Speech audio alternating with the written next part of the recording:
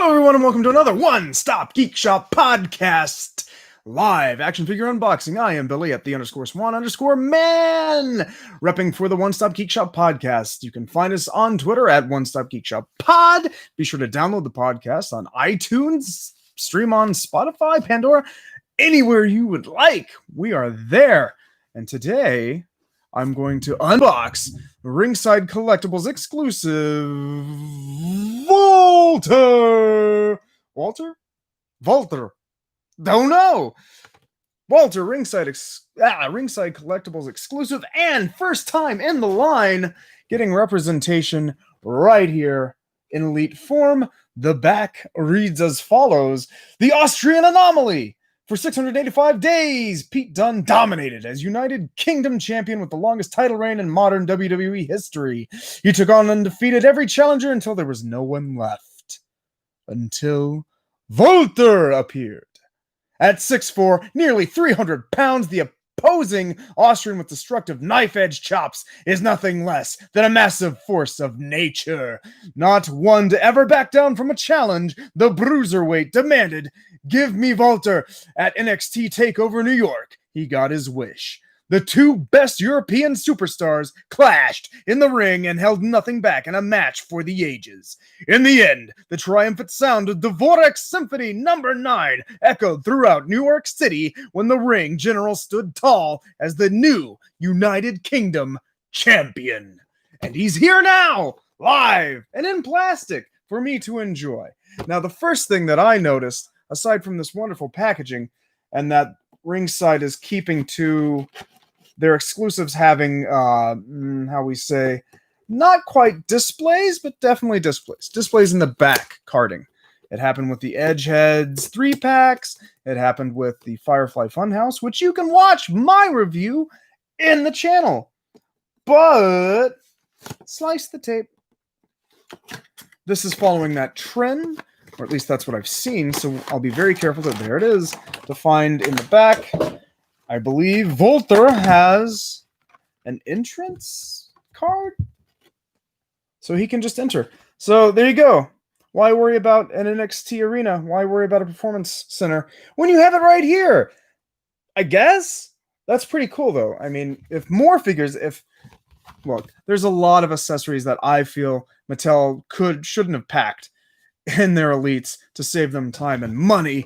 More importantly, if we'd had graphics to slide into the older entrance arenas, because now I'm repping the Wrecking Slam stage, which is pretty great and modern, but the one before it and the one before that have clear plastic bits that you could have slid something in like this. Take that little entrance stage off and slide it in. So, you know, super wrestling figure Mark over here, of course he has. I have all the entrance stages, honey. I just need to re-up on a Titantron Live from 1999. But, you know, I have my old busted Fig-Fed one. But is it worth the juice to buy it? I don't know. I'm going to cut him loose. He does not have the rubber bands, but he instead has the little plastic doodads, which actually just ripped the bubble. So a little ASMR. Pop this big boy popped out. Very smooth, very large. So I'm investigating the head because when I first ordered this and received it, I always investigate the true effects scan. You can't really tell there, which is encouraging for me because one of his eyes is just a little off of the eyeball, but this character is very stern and very, like, you know, when I pull it back like that, he just kind of looks like Walter. So, is it worth a return? I'll let you decide.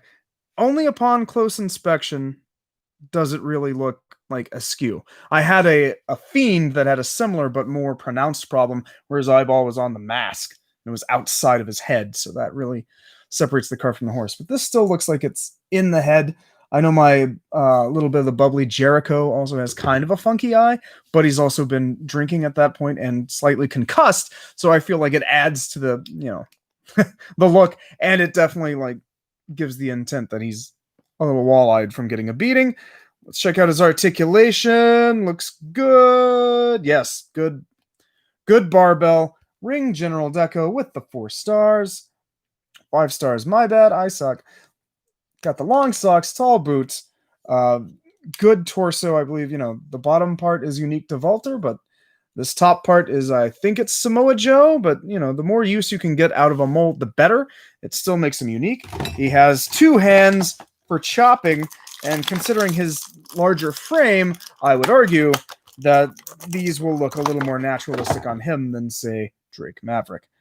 As I do with most of my Lucy's, or most of my wrestling figures, if they come with 2 hands, I like to have a little bit of one and the other. An old instinct from the Titantron Live days, where you can't have the same hands doing the same thing. That's boring. So there he is. He can deliver those chops. Pow! Yeah, it looks like his hand. He's the infamous wrestler that had someone took the shot of his chop and it just like rippled out through the guy like his eyeball was gonna pop out. And ever since Rude Gate, not Dude Gate, there's your European title. This one has the matte finish, and I think I like that a little more. It always looks a little more brassy, a little more realistic, like actual forged metal when it's like that, as opposed to the brush on metallic kind of thing that looks kind of phony, even though it's all just a plastic title belt. But I think this one works better than the one that came with Pete Dunne in Elite whatever. The most recent Pete Dunne, not the Target exclusive that was never there. Go to hell, Target. Sorry, I can't help myself. But ever since Rude Gate, soft bits have been packaged outside the figure, which prevents the staining of the black material onto the flesh color until you, the customer, decide, I want my figure to have the stain. Give me the stain! So let's see if this giant hand can go in without puncturing the robe. Good stuff. It did. Hooray. Walter! I don't watch NXT as much, but you gotta pad the fig fed, honey. So, gotta have my fig fed. So we will pop those collars. There's a photo of him. I'll check it out. But Walter, I know he does the arms behind the back, kind of just waiting, showing off them. That atypical physique, a dangerous man, and he is. So Walter coming to terrorize my fig fed. I think the wonky eye, like, you can't tell on this, and just looking at him, I can't really tell, so I don't think it's going to bother me enough to want to repackage and return to Ringside. But it is a bummer. In these trying times, we have the most photoreal wrestling figures imaginable. However, we do run the risk, I don't know what the percentage is, but run the risk of, True Effects messing up their face a bit, where, it's off the eyeball like this, and, looking like they have too much eyeliner, like my Dolph Ziggler, like my Robert Roode. Shame on you, Mattel, I guess. I guess that's just, the risk you take for having these little pieces of art in your hands. So, I'm pot committed. And inner circle. 80 dub! Release Wave 2! Release Wave 2 with all faces looking like people, please. But we're talking WWE right now. So what do you think? Does that pass your muster? What do you think about Walter? Wrestling will never die.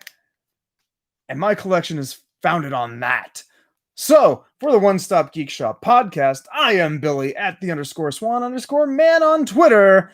Like, share, subscribe. You know the game. Or face the wrath of woggly-eyed Walter. Never grow up, never surrender.